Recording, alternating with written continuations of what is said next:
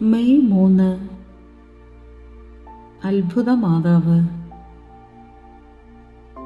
1614 ശ്രീലങ്കയിലെ ജഫ്ന പട്ടാവോ എന്ന സ്ഥലത്തെ വൈദികനായ അന്റോണിയോ അൾത്താരയിൽ സ്ഥാപിക്കാനായി പരിശുദ്ധ അമ്മയുടെ ഒരു രൂപം നിർമ്മിക്കണമെന്ന് അണ്ണാക്കട്ടി എന്ന കൊത്തുപണിക്കാരനോട് ആവശ്യപ്പെട്ടു. ഇതിൻ പ്രകാരം അണ്ണാക്കട്ടി ഉണ്ണീശോയെ കൈകളിലേന്തിയ മാതാവിൻ്റെ രൂപം തടിയിൽ നിർമ്മിക്കുവാൻ തുടങ്ങി. എന്നാൽ രൂപം പൂർത്തിയാകും മുൻപ് തന്നെ അനേകം അത്ഭുതങ്ങൾ സംഭവിച്ചു. ആശ്ചര്യചകിതനായ അണ്ണാക്കട്ടി ആ രൂപം പള്ളിയിലേക്ക് കൊണ്ടുപോകണമെന്ന് ആവശ്യപ്പെട്ടതനുസരിച്ച് പ്രദക്ഷിണമായി വലിയ ആഘോഷത്തോടെ മാതാവിൻ്റെ രൂപം അൾത്താരയിൽ സ്ഥാപിക്കപ്പെട്ടു.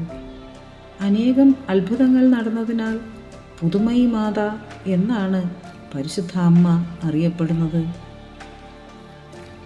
അമ്മേ മാതാവേ, അമ്മയിൽ ആശ്രയിച്ച് പ്രാർത്ഥിച്ച് ജീവിക്കുന്ന എല്ലാ പേരെയും അമ്മയുടെ മുൻപിൽ ഞാൻ സമർപ്പിച്ച് പ്രാർത്ഥിക്കുന്നു.